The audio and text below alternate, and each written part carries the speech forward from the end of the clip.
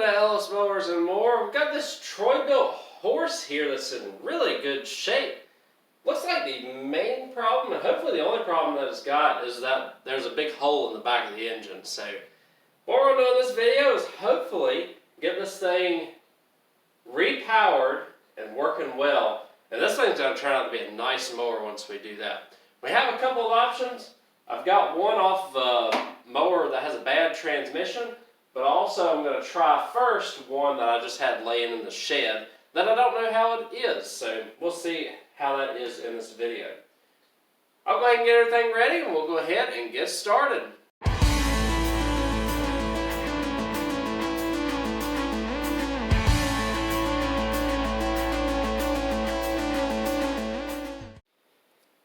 So you know this mower hasn't been used very much when you don't see a lot of dust in the headlights. So that's an encouraging sign. We've got a front tire that's on the wrong way. I got to swap that over.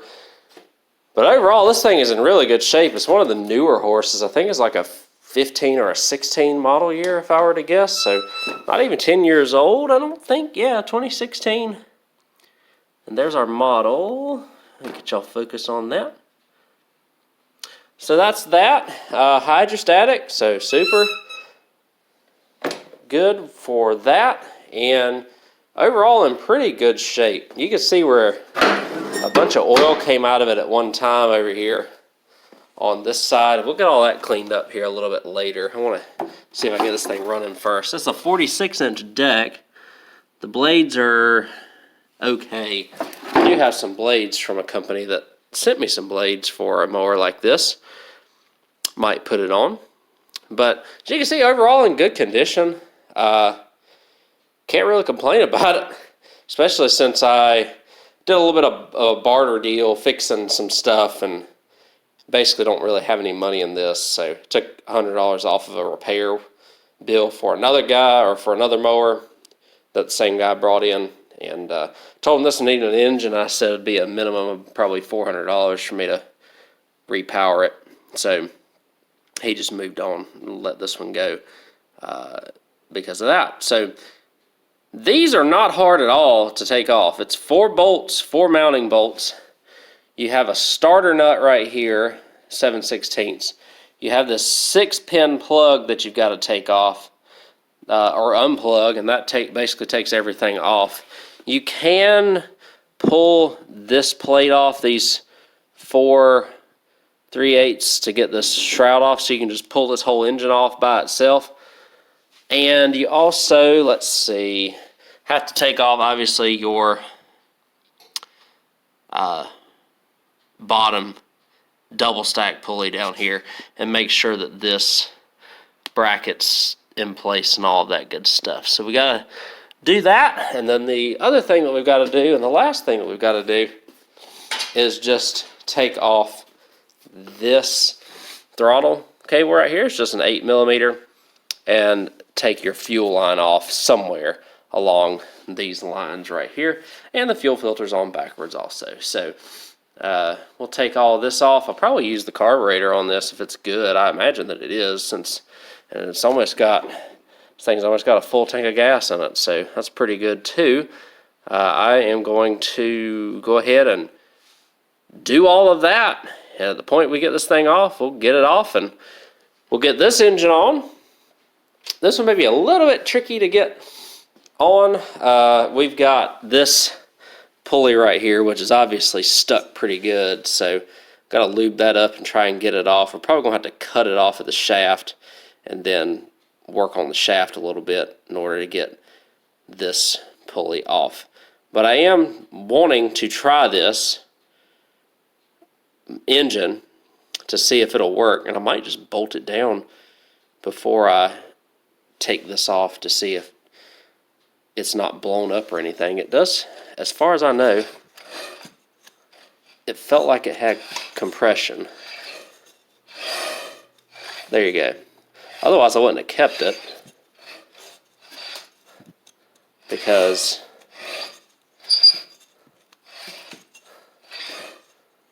I wouldn't have wanted to keep it because it's a Kohler Courage. So that's where we're at. I'm going to go ahead and start working on all this, and hopefully we'll have us a good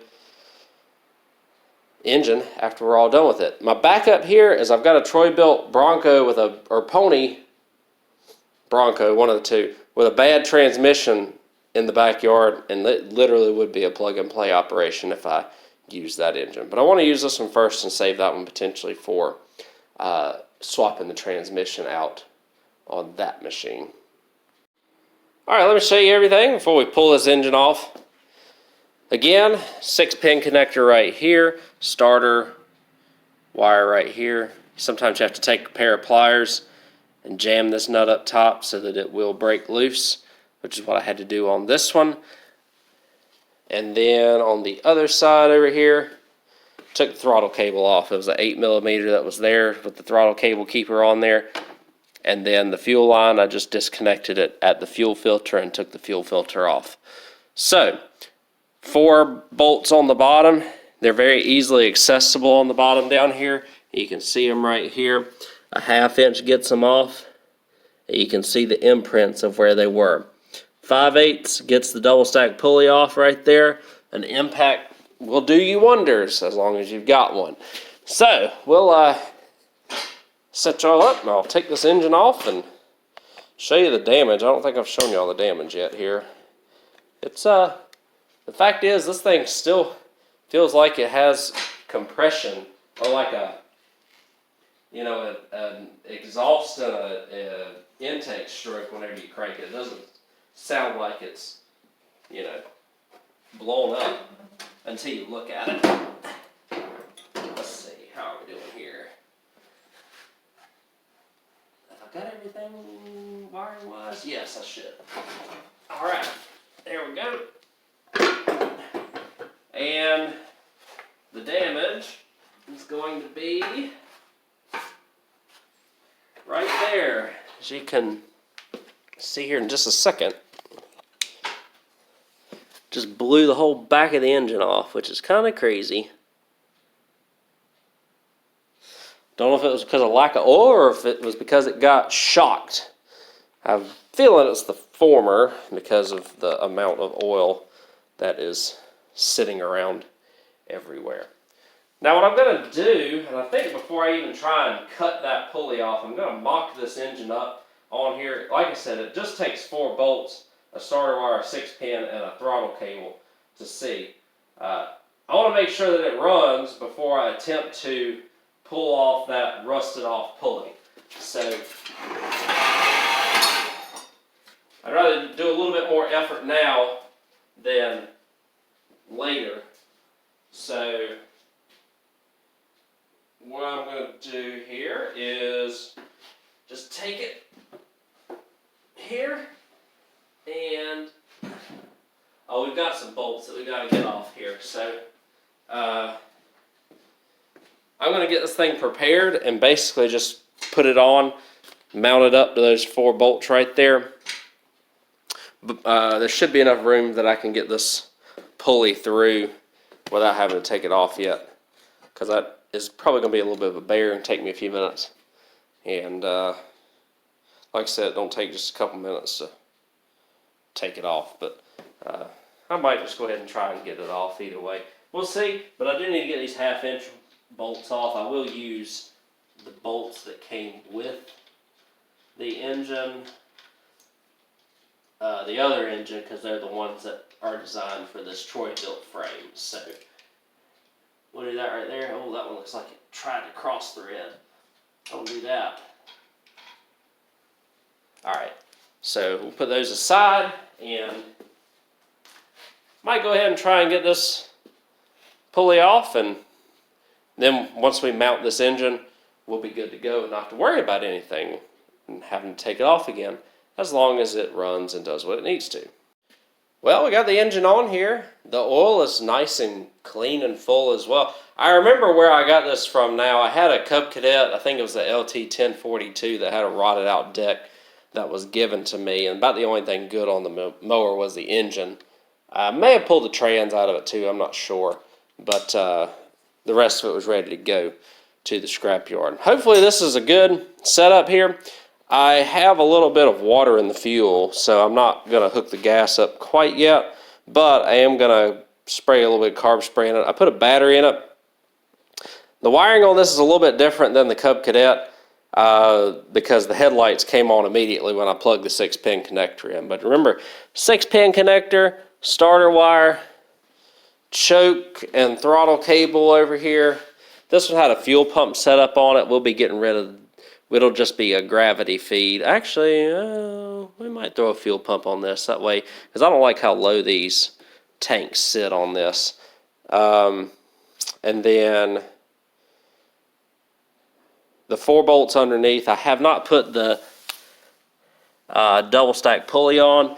And then here, it probably took me, patience is key on these pulley removals. It probably took me a good 45 minutes in order to get it all off. You have to be careful because you don't want to cut anything or heat anything up under the engine. That's going to cause leaks or other issues. So that's what we did there. I am going to put y'all back on the tripod here. Grab me a little bit of WD or starting fluid, and we're going to see if this thing will kick off.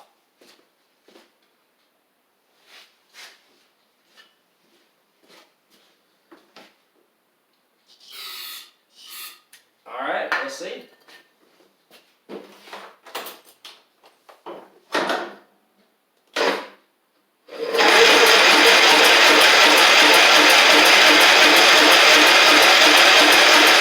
Not yet.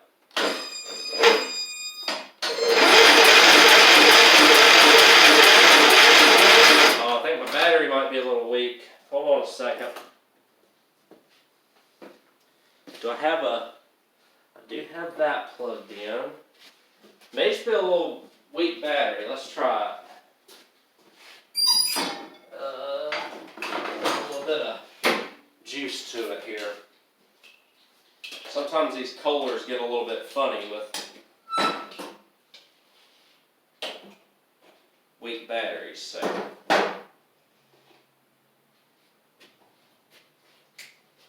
let's see. Hopefully.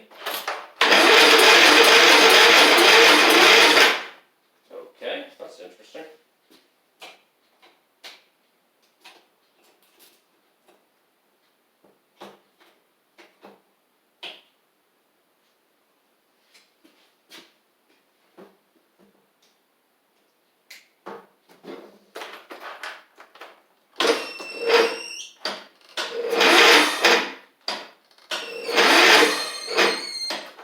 It's like it's not getting any extra help from the jumper box. Interesting. Let's try that.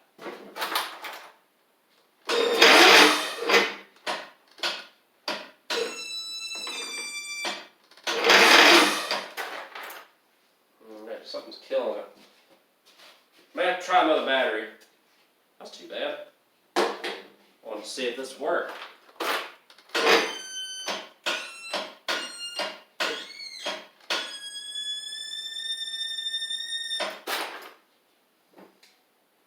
Very interesting.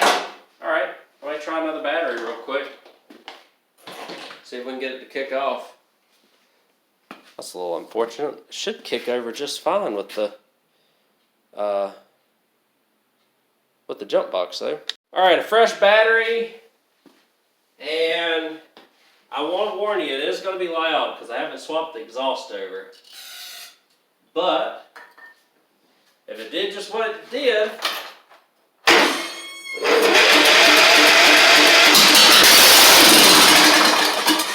we've got a runner, so that's good. That also helps me save the other engine I have on that other Troy Bilt, which is actually a pretty nice engine. So I'm going to continue to, I'm going to put the double stack pulley and everything underneath it and get everything nice and situated for getting everything ready. I got to put the exhaust on it as well, which is just a couple of bolts or nuts and a gasket. So just make sure that you do what you need to there to get the exhaust on it. And then fuel system, might go ahead and throw the carburetor off of the blown up engine onto this one since it's probably in a lot better condition. And then I've got to drain the tank out because I think the tank's pretty much full of water. And then I think we're going to be good to give this thing a shot and see if we can get it to run. Pretty close to the end of the day, I want to go ahead and knock this out, and so I'll get to y'all when I get to that point. Alright, went ahead and got the fuel system right. I did double check the gas, and as you can see, it looks like we've got good gas in there. I don't see any water separation except at the very, very top, so that's good. It's got a little tint to it, so I want to say it may have a little bit of mix in it, but that won't cause it to not run or anything. Skeptical on the carburetor, but I've got everything, like I said, everything is hooked up, and so what I'm going to do is just crank it over and see if it'll run on its own. And if it does, then that's going to be really good. So, and then we'll probably call it a day because it's almost 5 o'clock. Well, let's see.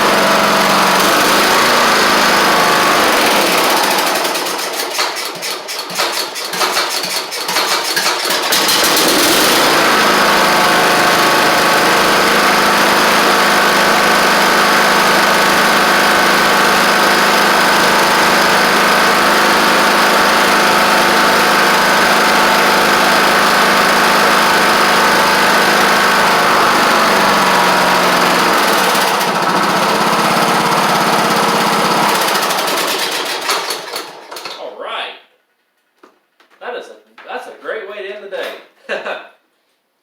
We'll finish this up tomorrow. All I got left to do really is a good cleaning. That's going to have to wait a couple days because it's going to be wind chills just barely above freezing tomorrow. But tomorrow we will get it all back together. As you can see, I got the exhaust in the front here finished. It's not going to take us a lot to get this thing back together from this point. But the fact that it just cranked up, ran great. The choke is stuck. I'm going to find some way to get the choke to where it doesn't stay stuck. Where there's just like a little spring somewhere to bring it back whenever we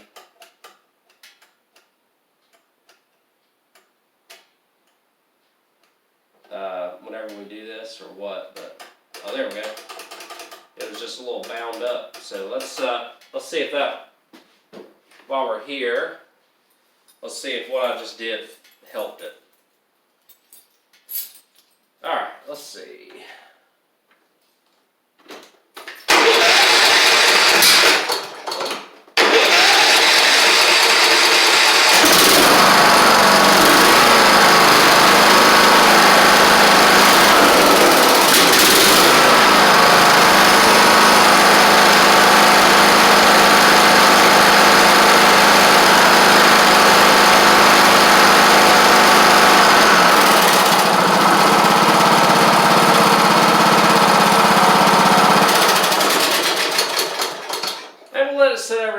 Said their wiring is just slightly different on this because it doesn't have a dedicated headlight switch, probably like the Cub Cadet had. The headlights stayed on all the time. As long as I take the bulbs out, it doesn't seem like it's drawing down the battery any, which is good. So awesome. I'll go ahead and, like I said, tomorrow I'll go ahead and get everything back together and we will finish hopefully this machine up, give it a good cleaning, a good wash, and this thing will be ready to rock and roll. We're going to send this thing out and probably get about $700 to $800 for it, because this is gonna look really good when we finish it. So I ended up not being able to wait. So figured we're close. Let's see if it runs and drives tonight, right? So I put the double stack pulley on, put the guide back on, put the belts back on, and put the hood back on, and we're going to give this a try. So we still have to level the deck and things along those lines and swap that tire over. A couple little small things, obviously clean it up as well, and sharpen or replace the blades. But between all that, that is all that we need to do. What I'm going to do before I call it a night is I'm going to crank this thing back up. I think I'm going to make sure it's charging the battery as well, and then I'm going to go back and forth here so that we can see if this will run. Somebody was really short who ran this before, because the seat's as far up as it possibly can be. It's a little trouble cranking.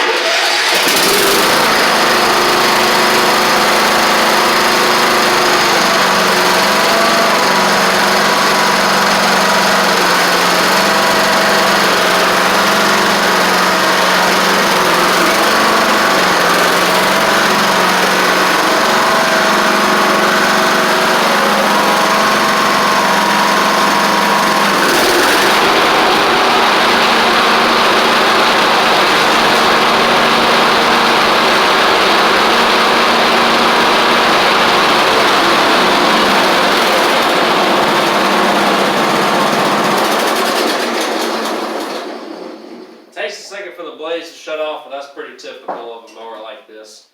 And obviously I've got some sweeping and stuff to do, but I had to do that anyways. So I'm going to go ahead and clean up and call it a day. We've got a running, driving, and cutting mower with a new replacement engine on it. And I just got to clean it up and make it look pretty, and we'll be in business when it comes to this machine. Pretty excited. Alright, so I got this thing all ready to go. I threw some blades on it from Grass Cool, a company associated with Hipa. We thank Hipa for their support. And there they are. Pretty substantial blades. What I did, I got it running. I swapped out the top cover so that it looks more factory.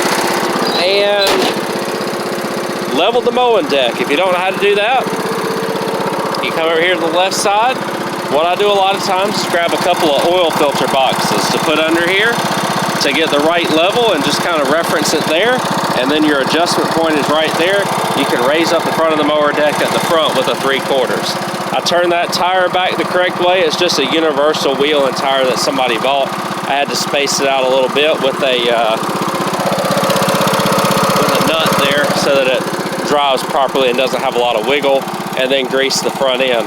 This thing's ready to go aside from a cleaning. I'm going to show you that it runs and drives and cuts like it's supposed to now. And this mower is going to be extremely nice. One thing I am going to do, it's pretty cold today. I'm going to let this mower sit overnight. Make sure that it runs. It didn't want to start this morning, so I want to make sure that it runs and starts like it's supposed to after I've run it for a little bit. So I'm going to do a couple passes. I got to get this pine straw kind of situated a little bit so it's not so much in my neighbor's yard.